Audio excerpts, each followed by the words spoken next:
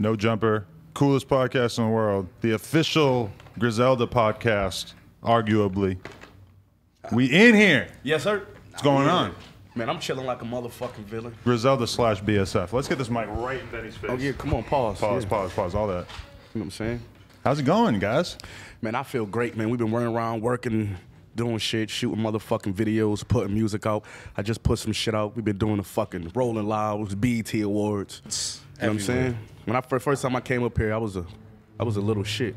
Were you reflecting on that because I pointed that out earlier? Always. I always think about that. I always think about the points in my career. You know what I'm saying? You got a good thing going here. Yeah. You know what I'm saying? It's like my third time coming up. I remember I was just trying to get up here one time. You know what I'm saying? Because the first time you came in as kind of like, oh, this is like the new. I mean, you had already like kind of solidified yourself from my perspective, Right. But you know, you were sort of like the new face. Then the second interview, you came in and it was just straight, just me and you having a conversation. Now you're in here with your artist, which I knew you had artists before that.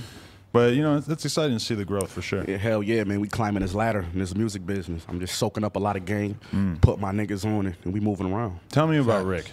Man, Rick, I knew Rick maybe half his life. Really? Yeah. You know what I'm saying? And, you know what I mean? I met him when I came home from jail. Like, he was in the studio with my mentor. So it was like, when I was gone, my mentor, I guess he just felt the need to mentor somebody. And then when I came back, like, Rick was like in my spot. Right. You know what I'm saying? But we got cool. We was kicking it. And, you know what I mean? Ever since then, we've been doing the shit we doing right now. Right. You know what I'm saying? Yeah. He a dope producer, dope songwriter, write hooks, you know what I'm saying? He just nasty. He come from my cloth, you know what I'm saying? Right. So he like that. Right. So you guys were part of a criminal conspiracy before you were rapping together? I wouldn't say that. No, I would never say that. I wouldn't say that, you know what I'm saying? This is my brother, man. We ride together, we die together. You already know the vibes, you know what I'm saying? Right. I was here last time we was, and I was over You there. were, I met you in I was Rivers, smoking yeah. over there, now I'm smoking over here this time. Yes, sir. See the growth? He was on the couch and now he's at the big boys table. That's right. That's beautiful. Yeah, they were just telling me that you were producing for years and years and years before you started doing rap. I kind of got notoriety producing before rapping. Like, I don't know how, I mean, fucking with him. Of course, it's bound to happen. Like, he rap over all my shit. Whatever I send him, he don't disagree with. One or two maybe, but he don't disagree for that, for the most part. So, yeah, I'm saying? Like, it all kind of started when we did the Friend of Ours album. I did the intro with him and 38 Special, and it was, like, kind of catapulted from me from there. Really? Like producing-wise. So I just took it from there. I just stay with it. I make beats because a nigga told me he wouldn't make me a beat before. So now I'm doing way better than that nigga, but, you know what I mean? It's like... Ha, nigga. Name names. Who are we sub-dissing? Man, we here? ain't naming that nigga name so he could be going to get features and sell beats after his name on No Jumper. He gonna make him a motherfucker promo video of this shit and put it on his Instagram. He gotta stay in the trenches till we decide to go get him. I've seen that happen. That is a very good point. There would definitely be a music video with this as the intro. Yeah, exactly. That happens a lot. That's definitely a thing. Okay, but so tell us a little bit about your early days as a young man before you even met this guy or got into the music shit. I mean, shit. Early, it was always rough, man. My brother was locked up. My real big brother, he locked up again now. He just went back to the feds. So my brother was locked up. So I looked at him and Conway. Like, I met Conway first because he was out. And then when I met Benny, as I could relate more with Benny because he like grew up down the street from where I grew up at. So we kind of from the same area. So I just adhered to bro, like, it's my big brother. And like early on, I always would listen. I was the nigga that waited his turn, you feel me? Right, fact. Yeah, I'm saying? So I would always listen to what they said, constructive criticism, or if they telling me some good shit, whatever it was, you know what I'm saying? Just listen to these boys, because they doing what I'm trying to do, you feel what I'm saying? So I just always took that method and I ran with it and shit. We here today, we all on this shit shining, nigga. We talking to Adam 22. Hey. We in a good spot right now, and we run the rap game. Yeah. Yes, we do. That's real. Okay, so when you guys first linked up, what year are we talking? 2007. Yeah, wow. Like 7. Yeah, this like 07, man. Yeah, I came around the studio. My god brother brought me around first. Actually, I came around like late 06, early 07. And I met Benny like later on that year. You came late 06, so like I said, I was gone. Right. You know Yeah, I came around like late 06, 07. Like Shay, rest in peace, the GOAT. Shay used to have us all in one building, bro. So we all been together for years. So when people see us at Rolling Louds and shit, and they be like, "Yo, y'all performance was fluid as hell. Y'all chemistry." I'm like, bro, that shit is right. We This got shit years in the making. That shit years in the making. You know what I'm saying? And even before we got here, we done did at least 100 shows like locally. Right. I'm saying, so we got our shit up. So that's why when people see that we seasoned, that's why we 30 Right. plus. And we've been doing this shit forever. So you know what I'm saying? That to make it to this point, that shit helps a lot. You know what I mean? Okay, so tell me about Shay and how much he influenced everything that you guys have going. They were just telling me out there, make sure you highlight this in the interview because this dude was like the fucking architect of a lot of this shit. Let me tell you this.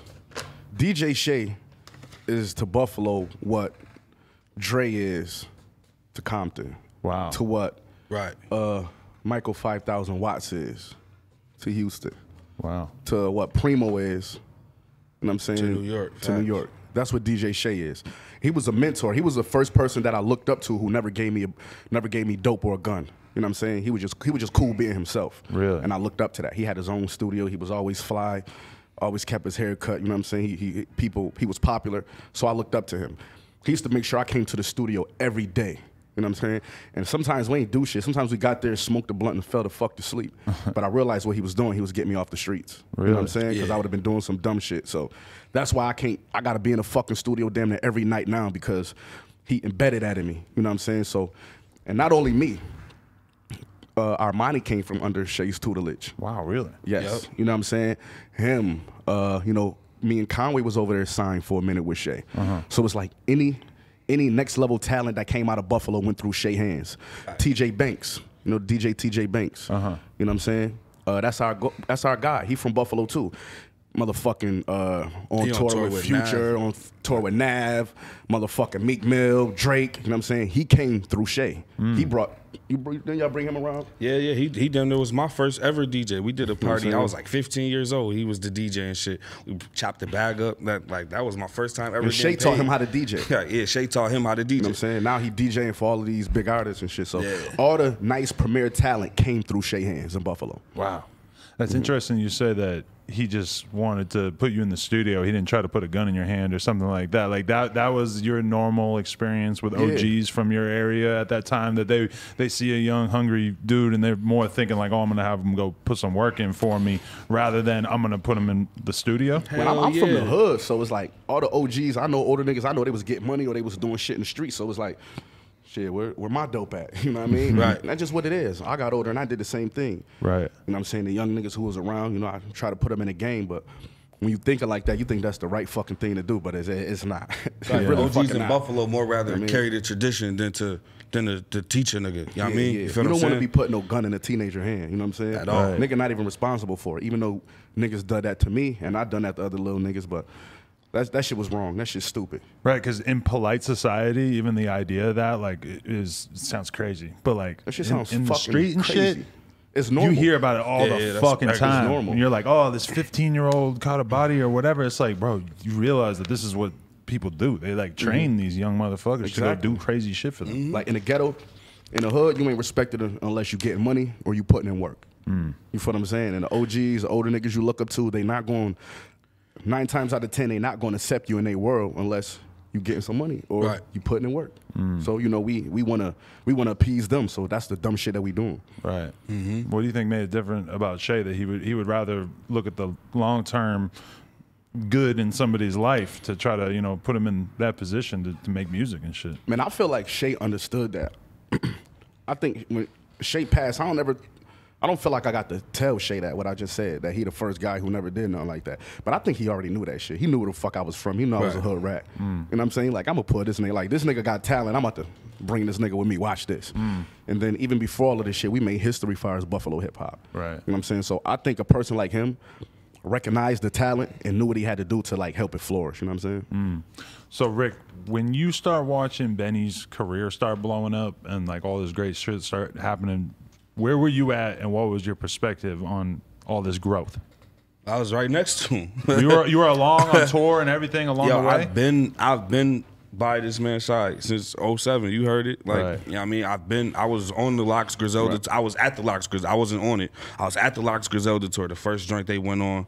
I was with him at the Freddie Gibbs tour. I was with him when he did the Butcher Coming tour, his first ever solo. I was there. 10 to Talk 3 10 tour. to Talk 3 Plugs tour. I Met Plugs I tour. Met tour. Even Now, in these label meetings, all the big interviews y'all Every- see me in, like you said, he's sitting over there. I'm He sitting always right been there. with I'm me. in the same, when he signed the deal with Hove, I'm right there. I'm talking to Hove myself. You know what I'm saying? So, like, I've been there. So to watch it happen, like, you know, because where we come from, you don't fathom this type of shit. You feel what I'm saying? You think about it, of course, like I was telling bro a couple weeks ago, like, bro, it's crazy how we used to be in the studio sitting on rap radars. We used to be, because we just keeping up. We just trying to see what's going on. And now we go in there and it's our shit on there. Like, that shit just crazy. So, I mean, like, you learn a lot from people like this, you know what I'm saying? So you want to stick close to a person like this.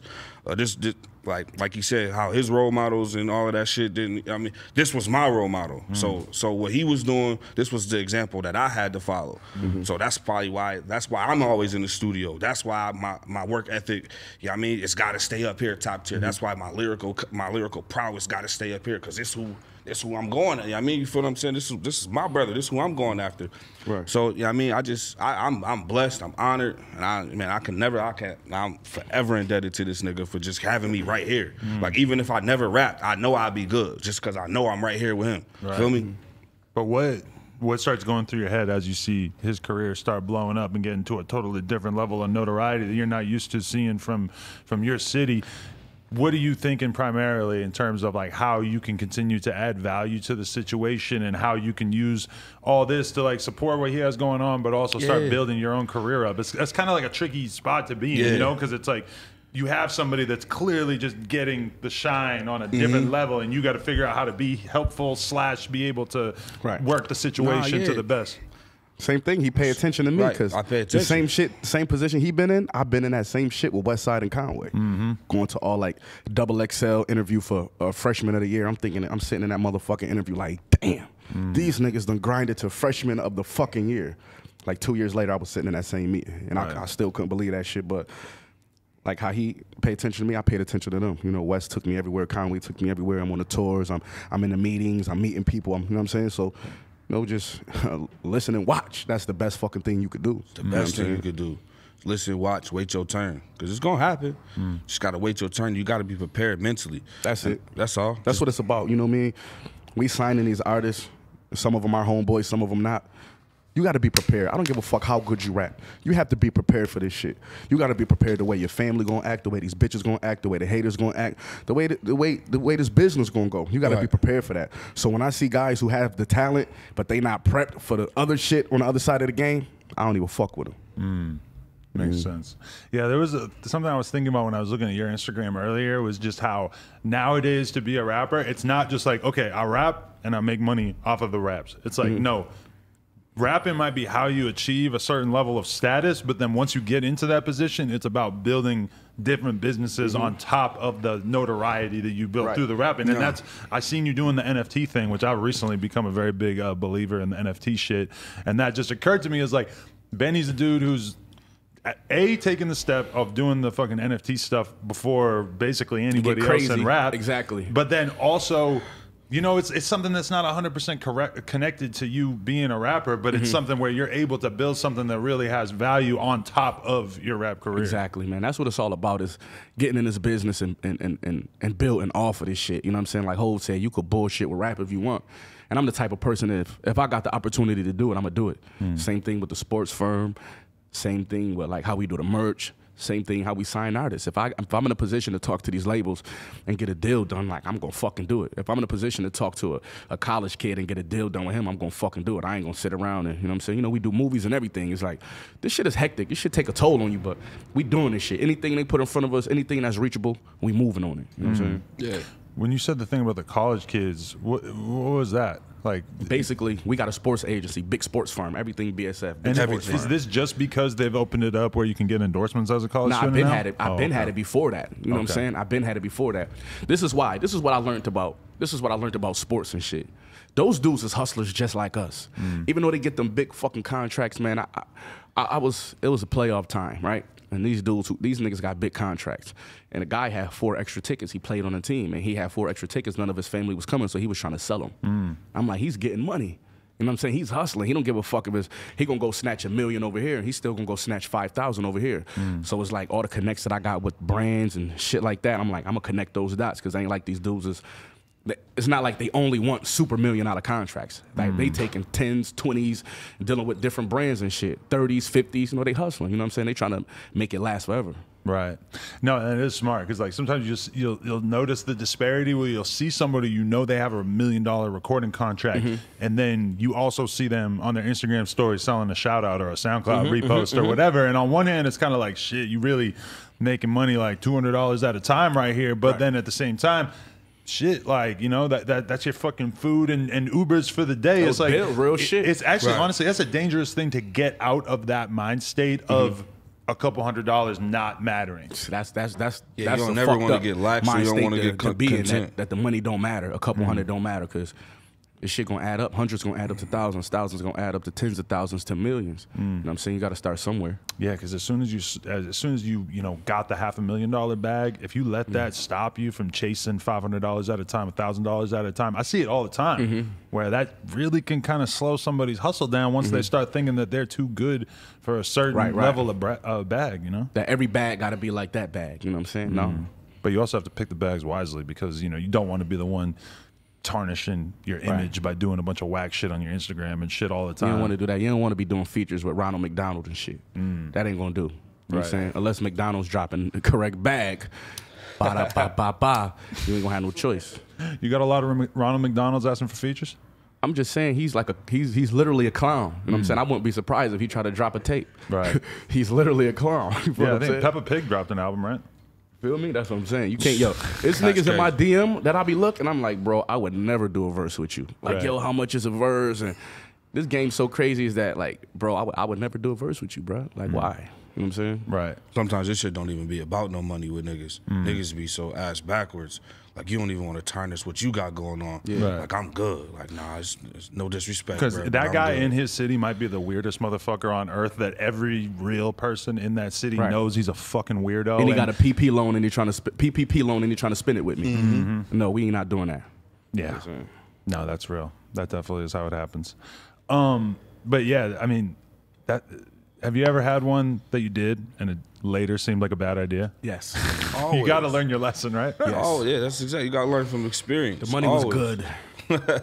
Yes. Those be the ones that ask you for the video, too. Right. You got to say no to the video. Oh, yeah, the video. Because the worst one that you do will be the one where they pay for the post on World Star. They're running it as an ad on YouTube on front of everybody else's videos. Like anytime you do something whack for money, somehow that will be the shit that gains so much more attention than all the reasonable shit that you did for money. Man, don't get me started.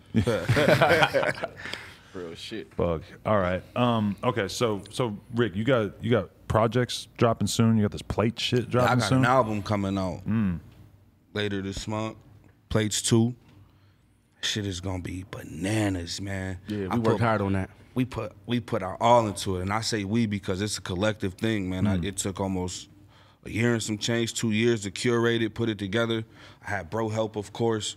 I got the insight from everybody around us. Shout out my boy Tony Denise, Love Boat, City Boy Jake, Cat, Harlem, the whole team. Like I'll play something and we don't do yes men over here. It's not, oh man, that's the next shit. That's it, bro. We don't do that. If that shit bad, nah, bro, we can correct this. Let's keep this beat, but let's take all this off. So we went through a lot of trial and error.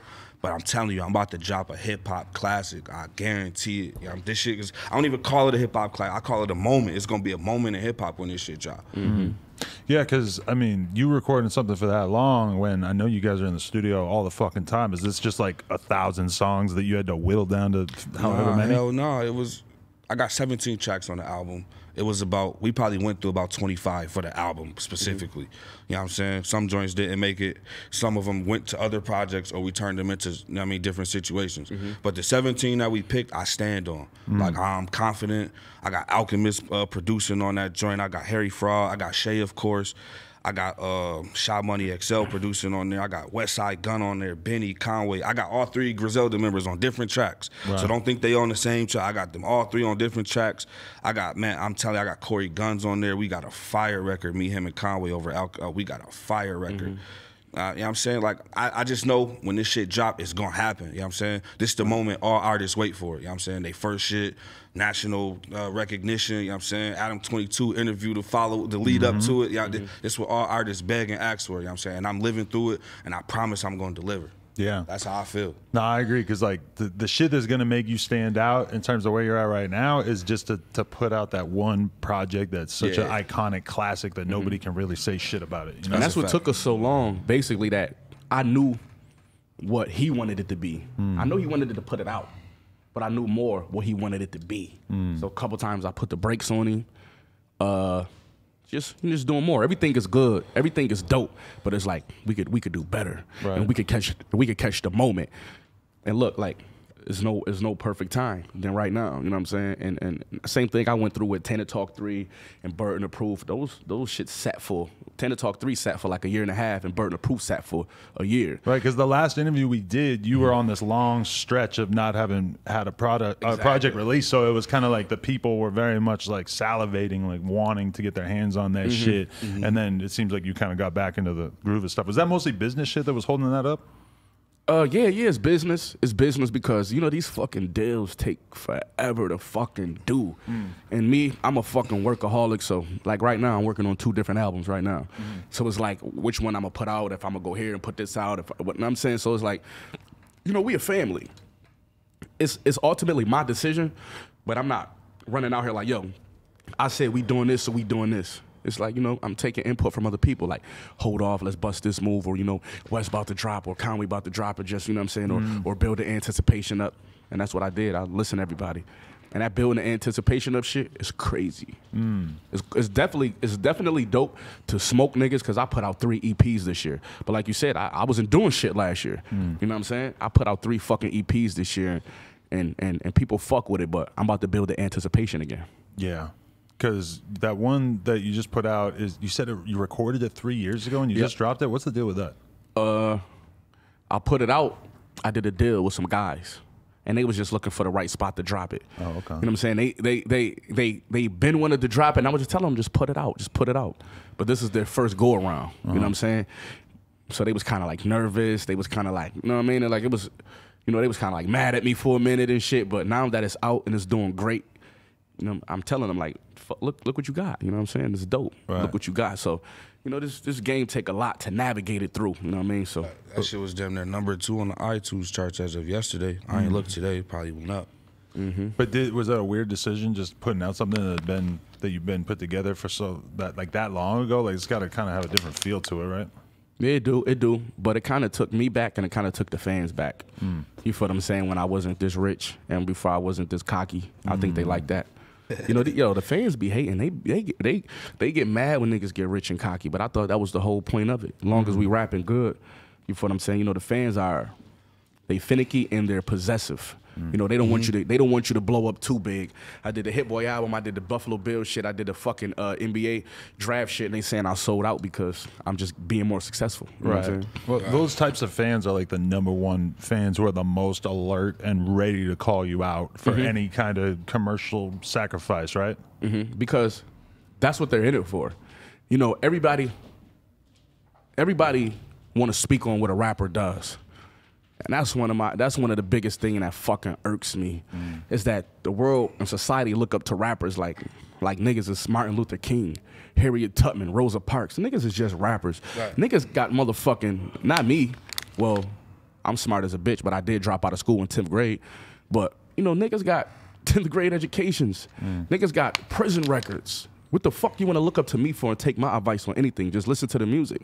They so opinionated on what the rappers do. Hey, yo, man, a street nigga, it ain't no street shit. We rappers. We done all of that. You think I lived everything I had to live in the streets to get here and still be on street shit? It's over. You feel what I'm saying? Right. And they don't understand that because they don't understand it because, for one, they just plainly don't understand it. They never made it to this level, and they too busy but worrying about keeping it real to a whole bunch of motherfuckers who don't give a fuck about you. You know what I'm saying? The only way you can keep it real is be real to yourself and your family and the people that's around you every day.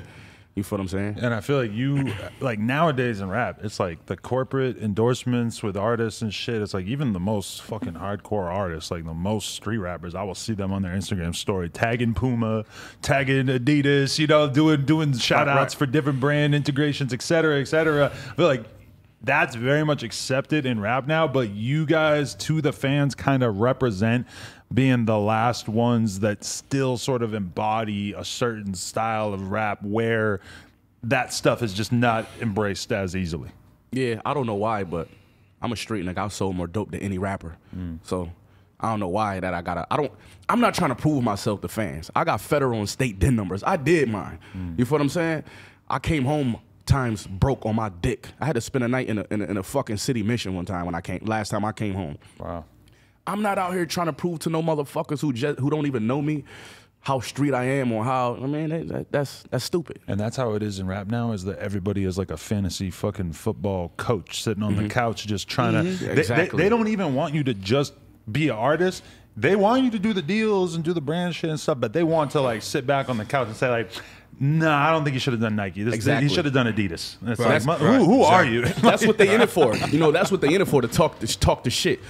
I'm not on a Donda album. You know what I'm saying? I was on live the other day saying, like, yo, I'm not on Donda. I don't think EA wanted me on Donda. That's cool. Like, the fuck? You know what I'm saying? Conway and West on there. If they on there, everybody knows that means I'm on there because, you know what I mean? That's the gang. You know what I mean? I'ma still fly that flag. Do I look like I've been left off bad and bougie type shit? If the homie's on there, I'm on there. You know what I'm saying? It's the same flag. And then I seen a comment. He was like, yo, a person put a comment, was like, yo, that kind of seems like hate and jealousy. Like, what the fuck part of that was jealousy? Right. What part of that was jealousy? Like, I don't get it. They just want to sit back and say shit. They just want to run their fucking man pleasers. That's all they want to do. And that shit's crazy too, because it's like, bro, I mean, this is Kanye West #1. How many fucking artists is he supposed to put on the project? The fact that your two brothers were on the project is a huge honor. Exactly. That you would be a fucking hater if you were sitting there thinking like, man, fuck, yeah. Like, why he proud. put them I'm on proud there, of them not me? niggas. That would make you a terrible person, straight up. You know? Shit, that's a win for me. It ain't got nothing to do with me. Shit, the homies on that joint. The homies on there, you know what I'm saying? And it's Griselda. Right. You know what I mean? So. But also, you might be a little bit too OVO related for Drake or for Ye to fuck with you, right? Do you assume that? I don't think so. I think them dudes is mature and they know that, you know, this is a business and guys who they fuck with gonna maybe work with guys who they don't fuck with. You know what I'm saying? They understand that. I understand that too. I don't take none of this shit personal. Nothing. It's not personal, it's business. Definitely. Facts. But okay, are we ever gonna hear the Drake feature? Yes, we are. Yes, we are. Shit. He hit me the other day and said, let's drop it as a freestyle. But like, I know that he's doing shit and he's about to do the album. So same thing with me. He's just trying to pick the right spot because it's something that he want to do, something that I want to do. It's about picking the right spot. You know what I'm saying? Right. But it's one song that's already recorded, and you guys both are just in love with it. It's a great Obliterated song. it. Yes. Really. And that's so it's not an issue of like, oh, maybe we should get back in the studio. Maybe we should make something else. It's like trying to pick a spot to put it out where it makes sense. You know, he been sitting down for a while. He want to put an album out. Yeah. And he kind of, you know what I'm saying? He just trying to pick a spot. The time period before the Drake album is a very... The calm before the storm. Exactly, yeah. Right. It's like the calm before the storm. You don't want to sprinkle too many verses out. If I'm Drake, you know, give me 6 months of no music coming out before the album, you know? Right. Definitely. You want to build the anticipation. Yeah. That's all. Just like Benny not putting out an album for 2 years, and real everybody shit. was Just hanging out, going to clubs, for smoking and drinking, not putting albums out, but I'm working on them. A couple little one-offs here and there, single. But is it ever hard for you to chill like that? Like, to just not be pushing a project? Like, if you go from a strictly street mentality to then having to be an artist and having to manage the amount of attention and when they're ready for you to drop, this is all kind of tricky. Like, when you're selling dope, you just sell as much dope as you possibly can, make as much money as you can, hope that you're not doing this in a couple years, etc. Is it kind of hard at times for you to just be like, you know what, I'm not going to drop for 6, 8, 12 months? It's hard for niggas that can't rap. Right. But it's also hard because, you know, we still understand in the business. So, like I said, it's a team effort and it's a team decision. So I'm like, yo, we ready to go. I got this. I'm like, I do some videos. They're like, yeah, but we should, And you like, I don't agree with it or understand it, but I know it's being said for a reason.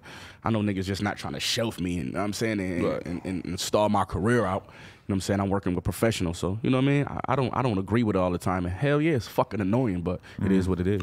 And it is weird too, because it's like you could put out a song a week and your real hardcore fans are just going to listen to that song, love it, not be turned off to listen to another song the next week.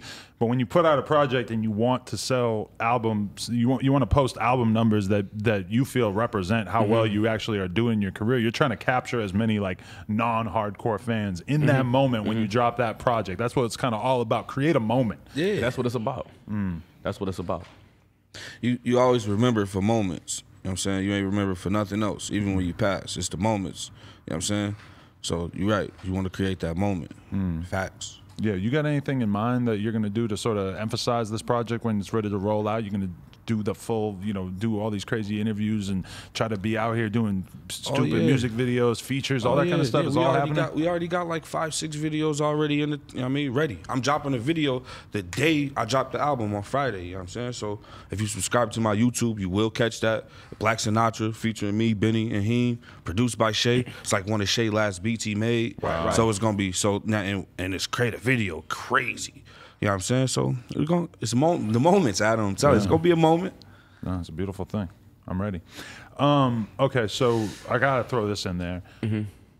How did you feel watching the Locks Diplomats battle? I felt like Great. It was in the 90s, and I was watching one of the motherfucking pay-per-view Hulk Hogan shits. Yeah. It was crazy. I couldn't believe what I was seeing. You know what I'm saying? It was a moment. You know what I'm saying? That shit was crazy. I tried to get in. They ain't fucking let me in. Really? You pulled up? Yeah, I pulled the fuck up all the way up. They talking about, what the fuck they say to me? I told them I need 7 passes. They said, all right, come on. I stood out there for a minute. He was like, yo, it's crazy. Just walk in with Cam. I'm like, walk in with Cam? The fuck is you talking about? I ain't talk to Cam, tell him I was walking in. There's other niggas trying to walk in with Cam. Right.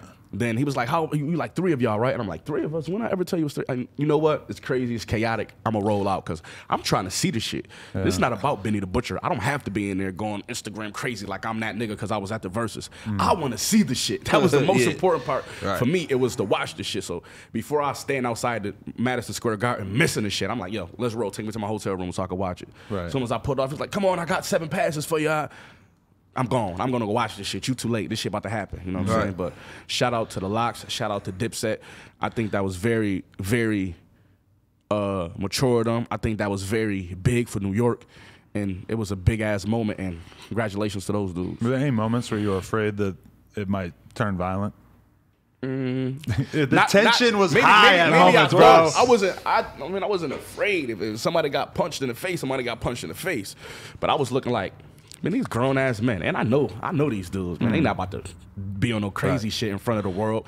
Yes, it got a little hectic, but one thing that I do know, those guys got respect for those guys. You know what I'm saying? They not about to do no dumb shit. Yeah, it was tension flying. You know, niggas is drunk, but you know, like ain't shit happened because the respect that they got amongst each other. I seen them fucking with each other, and it just seemed like it was kind of escalating. Nah, to they the was point pushing where buttons. I was like, like I could really see somebody swinging. Like when you smack somebody's hat off their head and shit, that frequently ends in a brawl. Yeah, nah, but that kind of shit, that kind of shit, that's New York. That's New York shit. 1 and 2. That kind of made the moment. Yeah. And by them not reacting, it's like, oh shit! Now you really watching it like you said, like a pay-per-view. Like, nah, this is entertaining now. Like, nah, they knocking shit over, pushing each other. And we street niggas, so I'm not looking at it like, oh, he took his shit off, he got to do this. I'm like, they fuck with each other. You feel what I'm saying? It's like one of my homies doing that to me in a moment where we're battling, going against each other, trying to one-up each other, and you take my hat and fly it across the room. I'm not about to say I'm about to whoop your ass. This is somebody who I know. I'm saying, you got me. I'm about to try to one-up your ass. Okay, you got me? I'm on your ass after that, though. I would have had another trick up my sleeve if I was Joel's, though. You know what I'm saying? Yeah, but I like how the focal point of so much of that battle was the fact that the Locks weren't using a backing track and the Dipset were, because then once Jadakiss announces that to the crowd a couple of times, you start to see Cam kind of outside of his usual zone where he's actually barking every fucking lyric into the mic because he wants to prove that he knows his words. But by doing that, he's kind of like moving himself into the territory of what they've established. Like these are the rules that they've sort of laid out. Right. That's one thing I said. I'm like, about that versus shit, you have to pick your fight. It's not about the big records. It's about, this is the theme today, moments. It's about moments. When the Locks put that fuck the frail shit, that's a moment. Not saying that I really mean it, it's not a moment. But you know what I'm saying? You know, the Locks come from, you know, they come from the like more golden era of this shit. You know what I'm saying? So it's like, you know, they had bigger songs that was bigger moments. Dips that had bigger records, not bigger moments than the Locks though. Right. Yeah. Definitely. Yeah, and it just felt like, I like the fact that backing track thing became the big issue from it, because I feel like that is an issue that it would be good for hip hop overall if that was like addressed more frequently. We don't do it. We don't do that. So you guys are 100% come to a Black anti. Soprano Yeah. show. We fucking rapping for 45 minutes to an hour up there. That's why I be sore. Yeah, I we gotta don't hit my do it. asthma pump and sit down and drink water. We up there rapping. Ain't no tracks, ain't no motherfucking nothing. We really up there rapping. So if I don't know the record, I can't perform the record. I'm not gonna say like, yo, I don't know it. It's Spotty's. Just play this one. I'm a rap over the beat 20 times, but this one just played it. No, it's getting out of the set, or I'm gonna learn the motherfucker, or I'm not doing it. You know what I'm saying? That's just how it is. I realize that, you know, when you come from how we come up, like the underground music, you know, you know, we got to use everything we can to get where we want to go. So if that little cheat code gonna help us, we rapping over the beats. You know what I'm saying? If the fans like that and they gonna pay attention to that, we got to pull that out of our arsenal. You know what I'm saying? We got to use that. You know It's a lot more difficult, but it just, honestly, it makes such a huge difference. I was watching the Rolling Loud live stream with a couple of people, and Currency came on and was rapping without the backing track, and every single person in that room, where these are like not like hardcore hip hop fans, they all started paying so much closer attention and just clearly fucked with it so much more than the couple artists that had performed before him. And I was like, bro, like this is like an actual great demonstration of how talented Currency is. Whereas, you know, I understand when people say that they don't really like hip hop live because it's sort of dull with them just rapping over the tracks and shit. Yeah, that's stupid as fuck. You know what I'm saying? And it's like, I do shows. When I first started doing shows and I'm just up there rapping, you know, people was fucking looking at me like I'm stupid. You know what I mean? They're just up there fucking looking at me. But then I realized they fucking amazed. That's why they looking. They not dancing or nothing. They looking like, yeah, bro, really, they listen. They can hear every word I'm saying. So they're actually up there listening. And the same people who's looking at me like I'm a fucking, like I got 3 heads, I see them like backstage or something, like, yo, that was incredible. Yo, that was this. I can't believe it. That's the best show I ever fucking been to. Because they watching you put that pain in. You know what I'm saying? That's big for them. 100%. Yeah. So what is the relationship with Jay these days? How's that going? I seen you posted a picture of him on June 1st. Are you guys just kicking it? I think probably about to board the private jet or something along those lines. Yo, nah, we were just kicking it. I was in the office and you need weed or something? you know, Hov is like Backwood. a mentor. Like everybody, like all the OGs, he a mentor. He just trying to steer niggas in the right direction. He's one of the guys who accept the responsibility of, mentoring guys. How he had paid somebody taxes, or how he'd do this, or how he'd do that. He accepts the responsibility of showing our generation like the way to do it. A lot of dudes don't. You know what I'm saying? They too busy being competitive with us. So to see Hov accept the responsibility of that when he don't fucking got to. You know what I'm saying? He could just meet me, shake my hand, take the picture, and keep walking. We don't got to sit and have these long conversations, and he don't got to do that shit. So when I learn from him doing that, and I feel responsible towards the other generation from me learning from him. So, you know, Hov's that nigga. You know what I'm saying? Can't take nothing away from him. He that nigga. He still seems like extremely concerned about your career and the direction and everything. Does he still have like specific advice about how you should handle shit?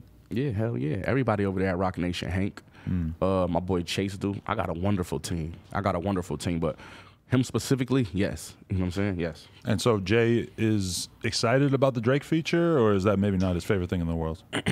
Yeah, he's excited about it because I guess it'll put me in a better position. He one of the first persons I played it for. Right. So that the whole rivalry doesn't necessarily man, hell no, man. shit. It's Jay, man. He don't take that shit personal. He gonna be him. You know what I'm saying? Hov gonna be Hov. None of these niggas could hold a candle to that guy. You know what I'm saying? I don't feel like that he feels that he has to reassert himself at this point. He just who he is now. Right. Definitely.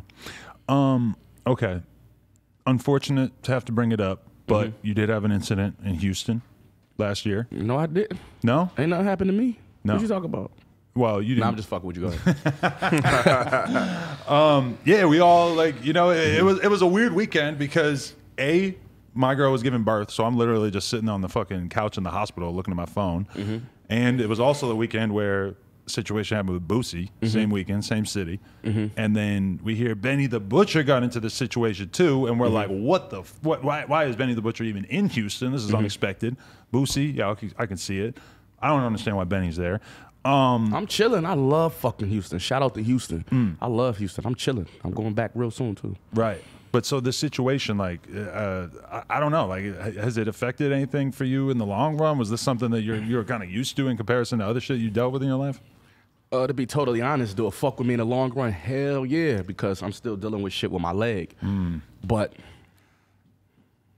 I mean, I don't want to sound like too brash, or I'm just being real. I'm just being real. Everything that I've been through and everything that happened and how I made it out the streets, something had to happen. You feel what I'm saying? About time somebody did some shit. That's how I be thinking about it. Sometimes I feel like I escaped scot-free. Right. I got niggas who doing 22 years in prison. I got niggas who about to set pleas. I got niggas who got life. I got niggas who in wheelchairs. I got niggas who still in the trenches. Some niggas who rap with me in my early years, but still in the trenches to this day. Right. And they don't move around with us. You see how he one of the guys who move around is niggas who was rapping when we was there, but they don't move around with us because they at home in the trenches. Right. So it's about that. It was I thought about it like, you know what I mean? Like, you got yours. You got yours. You know what I'm saying? Everybody gonna get theirs. You got yours, and I just gotta move smarter and wiser. I didn't take it too personal though on some G shit. Right. I mean, we're used to seeing people run into situations like this in their hometowns. I guess that's part of why it was so surprising. Is like, Yeah, that's not gonna happen at hometown. Like, nobody gonna do that. They love me there. You know what I'm saying? Nobody. It had to be a situation where I was an outsider. You feel what I'm saying? So when you look at it now, though, were you marching around the Walmart a little too casual with your chain on? I never even been in Walmart. Okay. I never even walked into Walmart. So, but you were in the parking lot. Did other people go in while you waited in the car or something? One of my boys did. Okay. You know what I'm saying? But I never even went into Walmart. Okay. But when you look at it, were you moving smart, or were you perhaps being a little bit too lackadaisical, especially with the big ass chains on? I guess I was, and that's what I'm learning. But to be honest with you, if, like I said, I hate to be trying to say this shit and sound the wrong way. The way we move, if some shit gonna happen to me, they gotta come how those guys came. You feel what I'm saying? You know, a lot of people was thinking it was a shit where I was just walking at Walmart, walking past two little shits and the shit happened. No, this is real. But other people would still be having nightmares about this shit. You feel what I'm saying? So it was one of them situations. So I don't feel like if that shit happened, they came in here like that, it'd be your ass how they came. You know what I'm saying? It was real. Right. You feel what I'm saying? So I feel like I was at a point where Benny the Butcher is taking over Jeremy Pinnock's life. You feel what I'm saying? If y'all already knew that was my name, y'all be Googling me, Googling my net worth. Y'all already knew that shit. I thought you were saying, who was it, Jeremy Piven, the actor? Oh, no, that's what I thought at first. That's my initial brother. That's my initial brother. All right. Jeremy Piven, Jeremy Pinnock. Right. So it's like the Butcher is taking over Jeremy's life. And I got to learn how to move like the Butcher because he control everything. He pay the bills. You know what I'm saying? He make the decisions. So it's like when I just want to be me, it's over for that. Right. Kiss that shit goodbye. You got to move accordingly and appropriately. And that's one thing that I'm learning. Niggas still tell me that, like, yo, bro, you know who the fuck you are? And I understand that, but I don't got like 10 Maybachs outside. I don't own like 10 mansions. Right. I'm not a billionaire. So it'd be like, little old me. And they be like, yes, motherfucker, little old you. People say shit like that to me when they see me at the mall. They're like, real shit. You're really just in here? I'm like, what like, do you I think can't go I to am? the fucking mall? Like, I'm telling you, people say shit like that all the time. Right. And that really lets me know how highly people think of, like, celebrities, if that's what you want to call us. You know, they hold us up to a higher regard. We can't go to a fast food chain. We can't go to Walmart. I never fucking been back to Walmart since that shit. You feel what I'm saying? It's like we can't do nothing because the cameras and everything else took over our real lives. Right. So you got to think like Why the celebrities we know and love and listen to and watch their movies and paid attention to their careers, why they fucking they be ODing and going crazy or be back broke because everybody can't handle this shit. You know that. Right. Everybody can't handle this shit, and that's just a part of something that needs to be handled. You feel what I'm saying? So after that shit happened, I made another $1 million and put out a motherfucking another #1 album. So it was like, you know, I had to get back to myself after that shit happened, but you gotta brush that shit off because I take care of a lot of shit and a lot of people. You feel what I'm saying? And I don't got the mercy to sit and soak in no bullshit like that. Like I'm gonna go get it. Right. Okay. So true or false? Your chains never left your neck during that incident, or was there jewelry taken in the Walmart incident? What you think? What you think, Adam? Well, I've heard things, but then we also never saw. Who's up here talking about the butch? You know, sometimes people talk behind the scenes and stuff, but I never saw any chains surface on the internet. And also, I believe you are with some other people during this, so maybe it might not have been your chain, but if somebody else got their shit took, I don't know. You tell me. You see this shit? You see this $250,000 right here? It looks good. Shit looks great. This shit costs more than the other shit. You know what I'm saying? I done took jewelry from niggas too. I done hit licks and everything too. Karma is a bad bitch. She's a bad bitch, and she will come bite your ass in the ass. So you did lose something in this incident? Yeah. Okay. Hell yeah, I did. Like I said, it had to be shots fired for that though. You feel what I'm saying? It was no, you know. I don't like to talk. I don't like to get into too many details about this shit. You feel what I'm saying? Right. But it makes me think that the people who were involved with it were pretty serious because we never saw a greasy neck tour throughout the hood like we are kind of used to seeing. You ain't gonna see one. You ain't gonna see one. That's how I feel. You know what I'm saying? We was looking for it. We was hoping that. If you went back to Houston right now, would it be awkward? Would it be a little like? Would you be moving differently? Like what would your mindset? Yeah, no, I definitely would be moving differently. But all my Houston niggas calling me, you good down here? And that's nothing that I don't know. I didn't charge that to Houston. Right. I'm not one of them type of nigga. Oh, I can't go to Houston. I ain't charged that to Houston. You feel what I'm saying? Like worse shit done happen at home. We don't charge that to Buffalo. We still be in Buffalo all the fucking time. Yeah. You feel what I'm saying? So it's like, I love Houston. You know what I'm saying? Love Houston. I won't feel weird or nothing. You know, niggas from out there reach out and make sure like, yo, when you coming down, So it's that type of situation. Did it really make you think about the fact that like, damn, you came this far, but it could all be taken from you in a moment? Yeah. It made me think this rap shit is crazy. Like I said, we done did everything. We done took dope from everybody. We done been into it with everybody. And I didn't, you know, I escaped injury. I'd be a rapper. I put out a #1 album, and that type of shit happened. That opened my eyes up to that. Like, okay, this rap shit different. You feel what I'm saying? So it's just about adhering to the things that's really going on. Definitely. When you're witnessing stuff like that, though, how's it? Were you there for that incident? Nah, I was on my way. I was about to go to Houston. I was in Atlanta. It was my son's birthday. I took him to Six Flags. I'm on the way. He ain't FaceTime me. Wow. He ain't FaceTime me in distress. I'm in the back of the Uber with my kids. I'm like, yo, what's going on, bro? He yelling. What's going on, bro? Man, motherfuckers, man. He going crazy. I'm like, what's going on? Man, they just shot Butch. I said, nah. You know, where we from, motherfucker get shot, motherfucker got melted. You're not thinking. So when he I'm gonna say this. when he first said that, I'm like, nah, hell no. I'm gonna say this, like when I got shot, like nobody got close to me until I was shot. That type of situation. You know what I'm saying? I kind of felt like I was moving around too much, and they was like, we gotta make him be still because this ain't gonna go the way we want it to go. Wow. You feel what I'm saying? That type of shit. All right. Texas is a crazy state. That shit was A lot of crazy. guns out there. A lot. I text this nigga the right Wild away. West. I mean, once they told me the details, I text this nigga right away. He hit me back like a day or two later, which I expected. He was stinked. Yeah, like I said, I know this motherfucker since 07. Right. We talk. I done heard shit happen to him, saw shit. He'd brush it off or whatever in his head. But he was literally pissed, bro. He was mad. He was I'm like, damn. Mainly because my bro really mad. You know, this Benny the Butcher shit. Imagine if I would have had somebody with me. You feel what I'm saying? Imagine if I was down there like doing a party. You know, my kids are older. They always be one of your dad. Where you gonna be at this weekend, Dad? We thinking about coming with you. That's what I was thinking about. I'm like, damn. I feel bad because it's like this rap shit putting people in danger around me. So that was the biggest thing for me. It's like, damn, you got to be careful. Not even, you know, me, I could, I mean, I like to think I can handle shit, but, you know, somebody just with me to hang around and some crazy shit like that happen. Yeah, and I guess all things considered, it could have been a lot fucking worse. And that too. That's all we kept saying. You know, some niggas don't survive them leg shots. Rest in peace, Sean Bell. Yeah. No, what's the football nigga name? Sean Taylor. Sean Taylor. Rest You in know peace, what I'm Sean saying? Taylor. He ain't survived that shit. And he's a fucking athlete, body like a machine. Right. I was thinking about shit like that. Even Boosie was in a fucking wheelchair for months and months and months after that's it.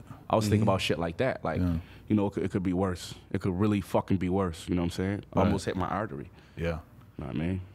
Help you? Is it making you take this opportunity even more serious?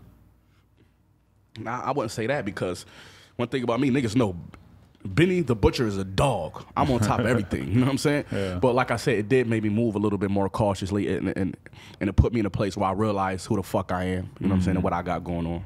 Yeah, that's definitely like, you know, I feel like almost every artist probably needs to kind of learn that lesson at some point, maybe not so dramatically, but yeah, once you get to a certain level of notoriety, it's just, you can't just be acting like you're just anybody else. And I guess for you, maybe especially in Texas, you're thinking like, oh, I'm from upstate New York. Like, does anyone really give a fuck about me like that out here? Not even that, because I was moving like that everywhere I was at. I was moving like that everywhere I was at. So it wasn't like, of course I got my head on a swivel or whatever it is, but you know what I'm saying? That's just how I was moving. You know what I'm saying? Definitely. And in the middle of all that, you're currently like doing all these label meetings, and I heard there's a bidding war basically offering like millions of dollars trying to get you locked up under a label. Correct. How's that feel, and what is this process like? And are you anxious to get it over with to some extent? Is this going to stop you from releasing a new album at some point? Or? To be honest, it kind of been like a bidding war for me for a couple years now. Because it's so fucking confusing. I never signed to a major label. So the dynamic that add to it, I'm a stranger to that. So it's like, they talking this, they talking that. Let's go back over here and do this shit. You know what I'm saying? Right. It's like, let's go back over here till they make it clearer and more that I can understand. And it's more what I'm used to doing. You know what I'm saying? It ain't like they offer me $1 trillion deal and I fucking signed to Canada Dry for the money. You know what I'm saying?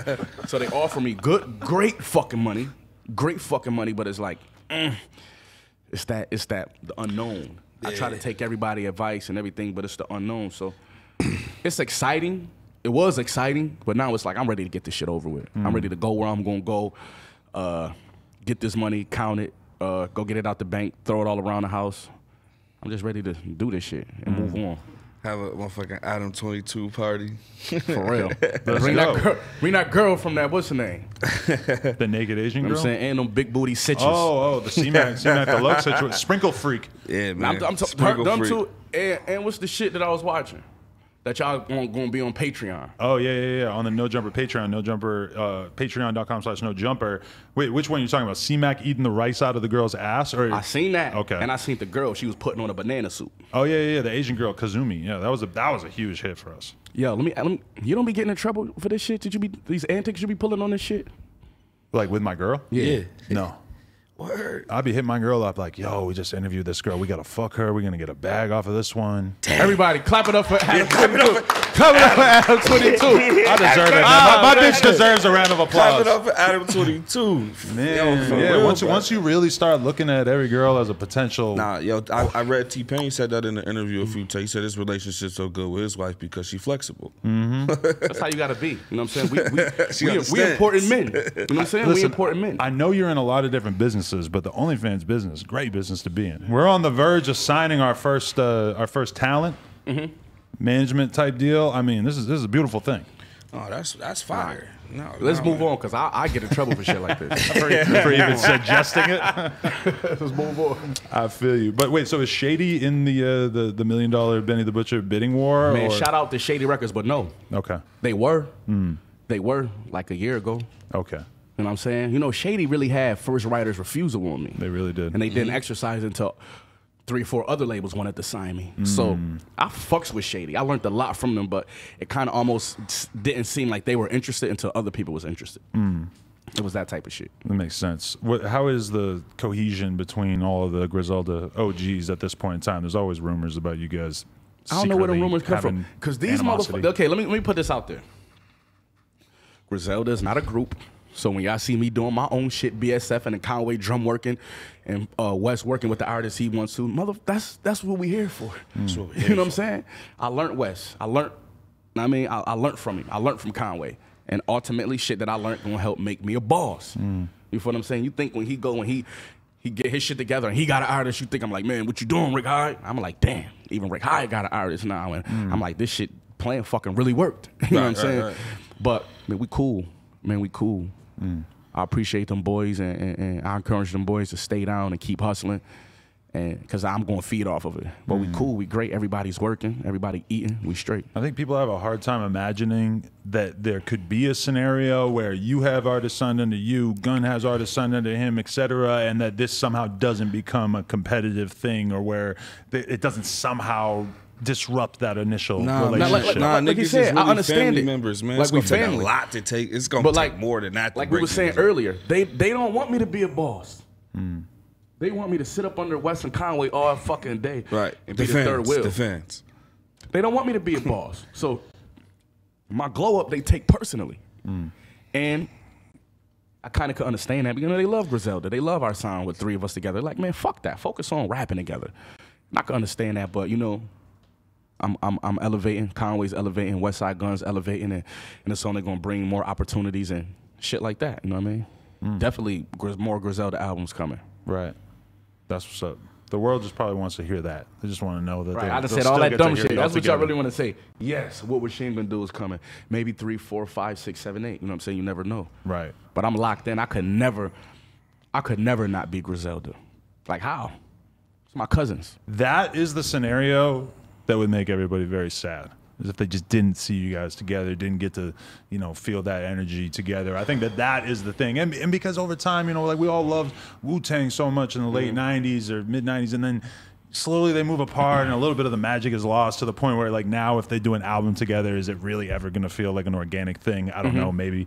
But with Griselda, I think that's the main thing that people sort of are in fear of, is that the chemistry might sort of disappear. Yeah, that's bullshit, because we've been rapping like this even before these people heard us. We got mixtapes where we're going crazy, so we're not going to get money and get opportunities, and then the dynamic is not there. I kind of feel like, let's just say we put out an album tomorrow and people say that, the dynamic not there. Those are the motherfuckers who just want something to say. I'm saying they didn't even give it a full listen. Oh man, it don't feel like, they just want to talk because, like, how? You feel what I'm saying? Like, how? That's impossible. We gonna always rap together, and always when I hear a Lox track, it still sound like a Lox track after all of these years. Right. It still sound like a Lox track. You know what I mean? Them, I mean, they kept the chemistry over the years so good. You know, Dipset broke up for years and years, and they were never like the super tight group necessarily. But with the Lox, like, you really got to see that on display in the verses. That these guys never stopped fucking with each other, always stayed tight. The live show, that they demonstrated during the verses that's what you get when you are performing with these motherfuckers for decades and decades. Like, that was so beautiful to see. And like, it's kind of a shame that it took all that for people to really give the Lox their flowers, and for us to really see them getting patted on the back on Twitter. It's kind of crazy, because it's like nobody ever needed to tell me that Jada was one of the greatest of all time, you know? Me neither. I feel like Kiss, like we knew he was the top 5 Dead or Alive. Hell yeah. He just proved it that night. That's what that was what I saw. He proved it that night. Like, I always say this shit. Some people believe me, some people don't. Watch this. And then everybody left like, okay, top 5 Dead or Alive. He wasn't bullshit. You know what I'm saying? So shit was dope. Definitely. So Rick. What's up, man? I'm ready for this project, man. Now this project happening. Place 2. Yes, sir. Let's go. Shit gonna be crazy. I hope you ready, man. Shit gonna be I got crazy. a fire single. You heard it? Which one? It's called Alone with Benny and G Herbo. Oh, yeah. That one's beautiful. I just saw the visualizer on YouTube. Thank you. Is there a video coming for that potentially? Yeah, hopefully, hell yeah. Of course. We're definitely working towards that. That's the immediate goal. What made you guys want to go reach out to G Herbo? This is a super corny like interview thing to say, but you know, you guys are more classic lyricists. What made you want to go and get a feature from a Chicago drill rapper? Niggas is fans of G Herbo. We fans of G Herbo. We've been fucking with Herbo years ago. I produced a record for him and Benny years ago. Oh, really? So we we did that before before we was on. You know what I'm saying? So we like to reach back. You know what I'm saying? Not even reach back. We like to fuck with people we've already been fucking with. And that was a call bro made. You know, we was in the studio, we did the record, we played it back, and bro was like, yo, you know what? I said, well, he said, I'm gonna get Herb on this joint. I said, word. Now, then we played it back again, and you know, that's Herb producer. You know what I mean? Right, that's his producer. So now he sent that shit. It's like somebody sending us a record. That shit right back. Like somebody sending a record from Shay, like get on this. We like, hell yeah. And I was thinking in my head, I'm like what is this gonna be like? And then when I'm listening to it, I'm hearing Herbo, like, you know, I feel like at this point I could tell when he's just doing a feature for the, you know, just to do the feature. Bananas. He rapped way longer than he had to. He was rapping his ass off. I was like, oh wow. Nah, and the context of his lyrics, you could tell he meant that shit. You know what I'm saying? He was talking crazy. He did it, man. shout out to Herbo, man. If you know what I mean, you watching this shit, I appreciate you, my guy. Nah, he went crazy on that shit. Like, and that was that shit just elevated the record even more. You know what I mean? You know, you got Benny, the top spitter in the game right now, his protege, and then Herbo going crazy on beat at that. You know, that's what all the fans keep saying. Herb's rapping on beat. Right. Like, yeah, nah, he went crazy. I appreciate him. For sure. Benny, how you managed to not get fat yet? To be honest with you, it was opposite. After I got shot, I lost weight. Oh, I always seen that okay. happen in the hood. Niggas get shot, lose weight. That's what happened. I was sitting on my ass a lot. Right. But I was getting fat before that. Were you? Okay. I was getting fat. I was on my way there. I realize it's a weird question, but you know, when a person comes from a certain place and then all of a sudden they're really getting money and doing it as a rapper, getting fat, it seems like it's kind of part of the game. If you ain't Rick Hyde getting fat. Rick Hyde getting fat. Pleasantly plump. You know what I'm saying? Like after that shit, I lost some weight and I'm like, oh shit, I got a 6-pack again. You know what I'm saying? So I'm just gonna get, like, before a tour, I'm gonna get back in the gym and get my wind up and put a little bit more weight back on. But hell yeah, like after that shit happened, I lost some weight. Your leg is still bothering you, or is it like pretty much better? No, man, my shit fucked up, man. Damn. Let me show you. I seen you walking in here and it looked all right, but I got a brace on this bitch. Oh, okay. You know what I'm saying? I put this shit on. You know what I'm saying? So did it fuck with the bone, or was it just the muscle? Or? My sciatic nerve. Oh, okay. That's what it hit. And that controls like the feeling in all your leg or some shit, right? It controls this. Right. This effect to move your foot up. I'm saying it's coming back. It's coming back. Like when it first happened, I couldn't move my foot up. Right. Slowly but surely, I'm moving it up. I'm seeing the best fucking doctors. Wow. The best doctors, and just put my faith in them and just making sure I stay on everything. Yeah, because you definitely can't like run or probably even like jog with the way that is. Huh? A It's little probably bit. gonna be a while. A little bit. No, I seen my man take a jump shot off 2 feet. I hit a layup the other day. And a layup. That's just surprising. I'm I was doing like, oh layups. shit. I said, oh shit. I'm doing layups, so I said, oh, progress is shit. being made. Wow. You know what I'm saying? Well, that's good. I appreciate you guys coming on. Appreciate you For for real, having I us. appreciate this shit all the time. You a solid guy. I like your style. And we about to smoke off camera. That's and what I I'm appreciate saying. Nah, you. you're a cool dude. Teach me how to do the kendama shit, though. You know what I I'm will saying? teach you, but then also I want to say that Rick, I mean, protect Benny the Butcher at all costs. We gotta, we're gonna, you know, he's his own line of defense, and there's some other large men here. But I'm gonna put it on you as well. Summers, man, protect the quarterback, man. That's what we do over here. Where's Summers at? He right there. This is a large, intimidating man that I noticed you brought with you. Yeah. Shout out to my nigga Summers. Although he does have a backboard in his hand, I don't know how you feel about that. See, now since that shit happened, I'm excessive. You feel what I'm saying? And I hated to be that guy. You know what I'm saying? But, you know, this Summers, fuck around, you won't see fall. You know what I'm saying? See, this guy's a lyricist. He does it by accident. He can't help himself. It took me like a half a second to think that. You know what I'm saying? So always appreciate you. Let's smoke. And what you want to bet that I could do that thing before you could? Nah, I don't know, because that's take a lot You of want to bet me? hand-eye. Where Jake at? Somebody want to bet me? Jake, you know, Jacob better. I'm not a gambler, man. Oh, my I'll goodness. take jump shots in Madden. You 2K. He don't want to, you know what I'm saying? I I can do everything. I'm a probability nigga. That's too iffy. Nah, he flip the shit and catch it on the first shit. I'm gonna be stink. Yeah, I don't. And he might be secretly practicing this shit. That's what I'm saying. You don't want to Like, bet on something unless you kind of know what you're getting into, right? Nigga, you know what I'm saying? Nah, I mean, hell no, I ain't fucking around. Yeah, I pick my battles. NoJumper.com. Get Hell yourself one. yeah, man. For sure. The Butcher, Rick Hyde. Ricky, The Black Sopranos. Place 2, man. Benny and Ricky, No Jumper, coolest podcast in the world. Check us out on YouTube and Patreon and OnlyFans and all that shit. For real, I'm about to start my OnlyFans. Hey, I'm gold. I'll be the first one to sign up. Like, comment, subscribe, NoJumper.com if you want to support. Check my guys out on Spotify, Apple Music, all that shit. Go show them some love. Put some half pennies in their pockets. Appreciate y'all.